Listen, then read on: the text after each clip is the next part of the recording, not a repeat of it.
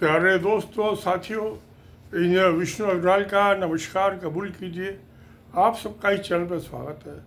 मैंने इससे पहले वाले वीडियो में LTCC जो टैक्स है, long term capital gain tax जो था, जो पोर्टफोलियो इन्वेस्टर्स इंडिया में लगाते हैं, उसकी डिटेल्स बताई थी। और 2024-25 में ये 22,26,376 रुपया जो था, ये इंडिया को रेवेन्यू हुई थी। यानी कि रफली बजटेड रेवेन्यू का आधा, जो 2026-27 का बजट है। और उसको मार्च 1 अप्रैल 2024 से इसको टैक्स का रेट 10% से बढ़ा के 12.5% किया था। और अब कल से जो है, जो कल ऑर्डिनेंस इशू किया है गवर्नमेंट ने, ऑर्डिनेंस तो हमेशा एमरजेंसी कंडीशन में इशू किए जाते हैं फाइनेंशियल मैटर्स में, उसमें 12.5% से घटा के 0 कर दिया टैक्स का रेट। इससे दिखाई देता है कि गवर्नमेंट डेस्परेट है, बदहाली की हालत में है। चीथड़े उसके कपड़े जो फट के चीथड़े बन गए हैं, शैम्बल्स में है, डोलड्रम में इंडिया की इकोनॉमी बंटाधार हो गया, चौपट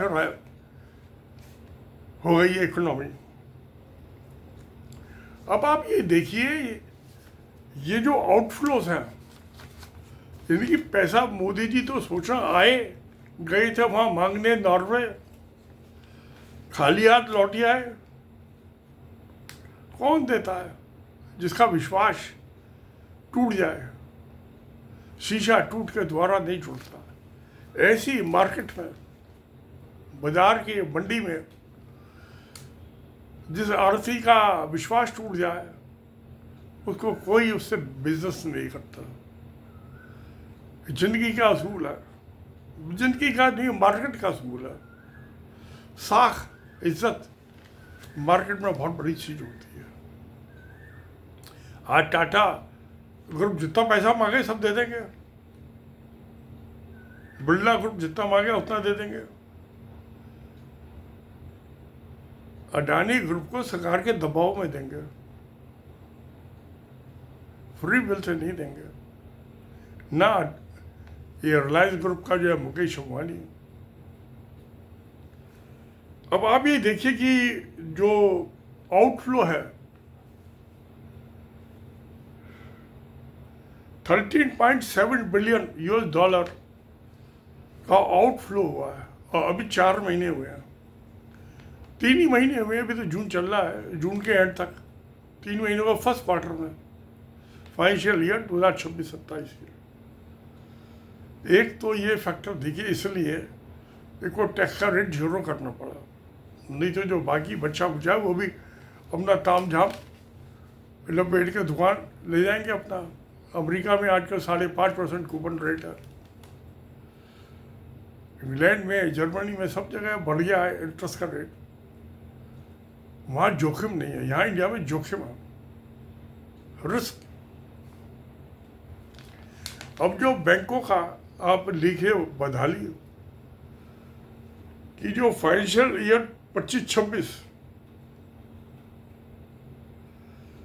2,86,588.46 करोड़ रिजर्व बैंक अपने प्रॉफिट में सेंट्रल गवर्नमेंट को दे रहा है।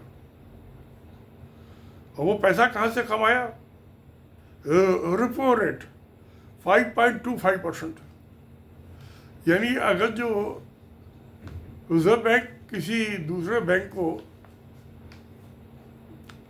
उसको जरूरत है पैसे की, शॉर्ट टर्म की होती है, वो 2-4 दिन, 5-7 दिन की, हफ्ते की, एक हफ्ता तो बड़ा, तो यूजुअली आमतौर से 2-3 दिन की होती है, तो 5.25% पे वो देगा उधार पैसा। और वो जो ब्याज उससे कमाएगा, उससे सेंट्रल गवर्नमेंट को दे दिया 2,86,588 करोड़। अब ये जो मुनाफा कमाता है रिजर्व बैंक, ये कॉन्टीजेंट फंड होता है एक्चुअली, कि रिस्क बफर है कि किसी बैंक को कभी बदहाली की हालत में वो डूबने से बचाने के लिए, कोई कमर्शियल बैंक की बात कर रहा हूँ मैं, तो उसको ये पैसा लोन पे दे दो उधार, और यूजुअली आमतौर से ये 1.5-2% के बीच में होता है। तो बैंक को वो दोनों हाथ से लूट रहे हैं, सरकार भी और रिजर्व बैंक भी। 5.25% अभी जो ये अनाउंस किया लेटेस्ट, ये अभी जो रिजर्व बैंक का कल का ही स्टेटमेंट है, तो बहुत ज़्यादा है।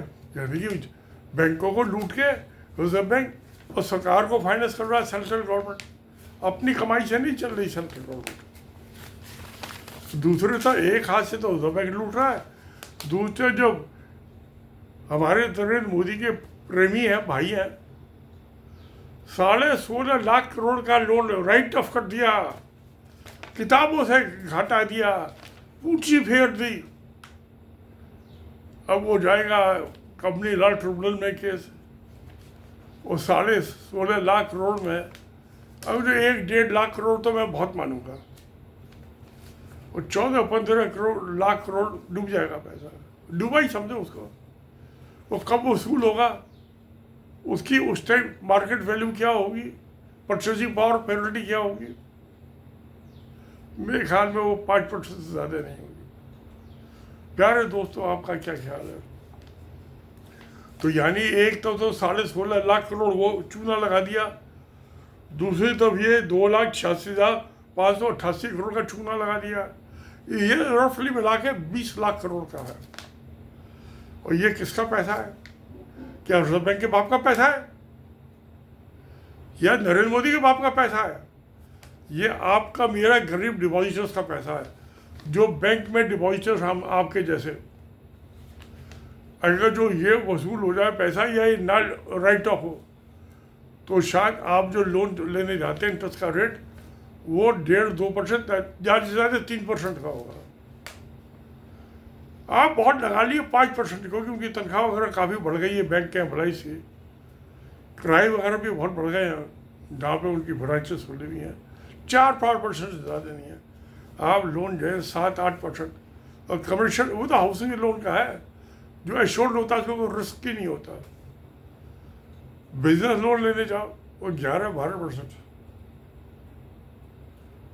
और जब बिजनेसमैन को लोन महंगा मिलेगा तो उसका माल जो बनेगा वो भी महंगा होगा, ग्राहक दोनों तरफ से पिसेगा। तो मेरा कहना ये, अब जो मैं आता हूँ फिस्कल इन्फ्लेशन, जो रिजर्व बैंक का एस्टिमेट है, अभी इन्होंने 5.1% से बढ़ा के 6.6% किया कल जो किया, और इनका नॉर्मल 2 से 4% का, जो सर कानून के अंदर लिखा हुआ है वो 2 से 4% होना चाहिए। अब ये रिजर्व बैंक ने 5.1% से बढ़ा के 6.6% कर दिया रेट ऑफ इन्फ्लेशन का। उसमें ये काउंट नहीं किया है इन्होंने जो ये लूज होगी 22 लाख करोड़ की, जो 0% किया, 12.5% से 0% किया है। प्यारे दोस्तों, आप उसको लगा लें तो फिस्कल इन्फ्लेशन किसी भी हालत में मॉडरेटली 10% से कम नहीं हो सकता। प्यारे दोस्तों, आपका क्या ख्याल है? ये रिजर्व बैंक बना रहा है जनता को।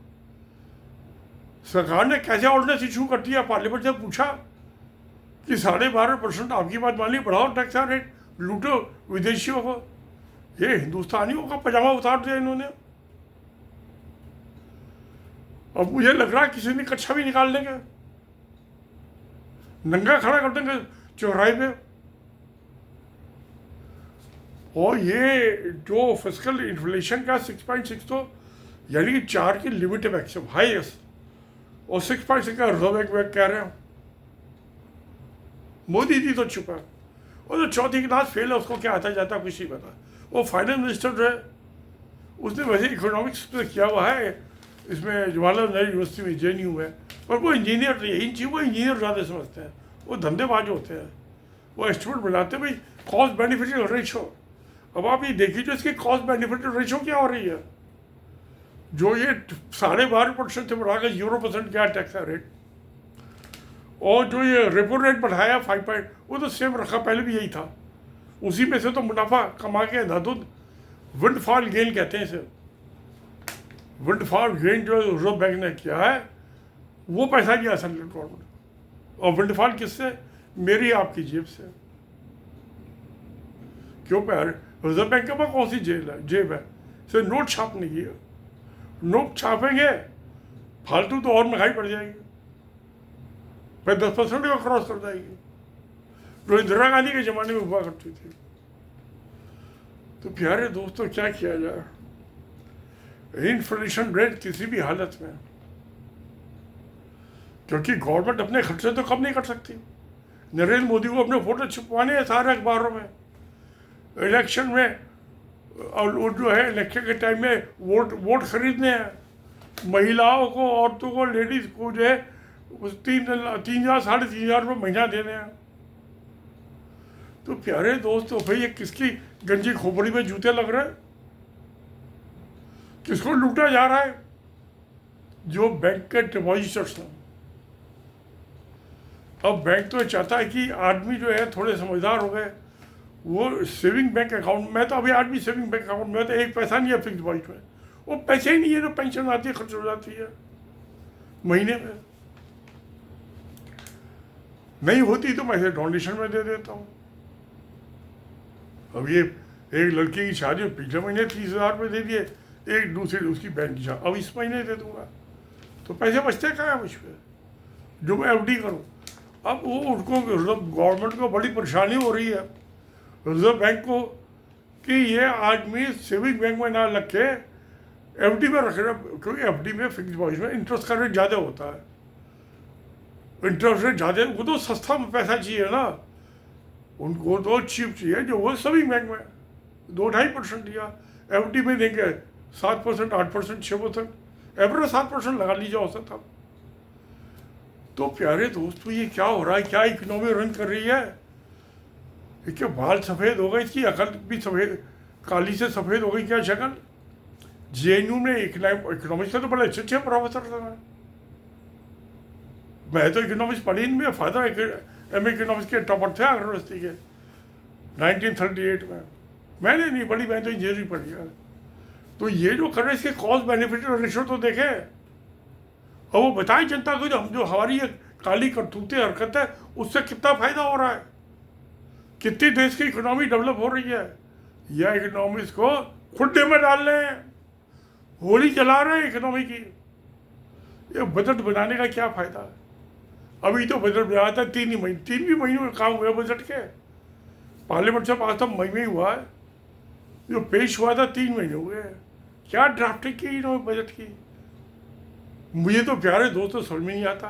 6-7 आदमी हलवा खाते हैं बजट मेकिंग के टाइम पे, फाइनेंस मिनिस्टर तो शामिल होते हैं, हलवा खाते, काम कुछ नहीं करता। काम इनका यह है कि टैक्स पेयर को लूट लो, जनता को महंगाई की उस पर। ये जो इन्फ्लेशन है, फिस्कल है, ये महंगाई जो इनडायरेक्ट टैक्स है, ये इनडायरेक्ट टैक्स है, डायरेक्ट टैक्स नहीं है। तो आपका तो गला घोट रहे हैं, चाहे डायरेक्ट टैक्स हो, इनकम टैक्स है, चाहे इनडायरेक्ट टैक्स है, GST है, या ये फिस्कल इन्फ्लेशन, ये भी इनडायरेक्ट टैक्स है। तो आपका गला तो घोटा जा रहा है, सांस तो रोकी जा रही है आपकी, मेरी भी। फिर मैं तो 82 साल का, मैं क्या करे, कल का मरता आज मैं। तो प्यारे दोस्तों, आप तो बहुत से अभी यंग आदमी होंगे, आपके बहुत से भी बाल बच्चे पढ़ने वाले होंगे। क्या होगा? मुसीबत ही है, मुसीबत। एक तब कुआ, एक तब खाई, इससे अच्छा हिंदुस्तान छोड़ के चले आओ। मैं तो अभी 2 जनों का पासपोर्ट बनवाया, मैं क्या इंडिया छोड़ के 5 तलिया भाग जाऊँ। एक तो ये लूट पाट मची हुई है हिंदुस्तान में, दुखों का सागर है, सुख सागर नहीं है। वो मोदी ने क्या कि अच्छे दिन आने वाले हैं, सुख सागर आने वाला, ये तो दुख सागर हो गया, दुख सागर। अब क्या करूं, रोया भी नहीं जाता, हंसा भी नहीं जाता। तो मैं ये कहता हूँ, सत्य में जयते। नमस्कार, धन्यवाद।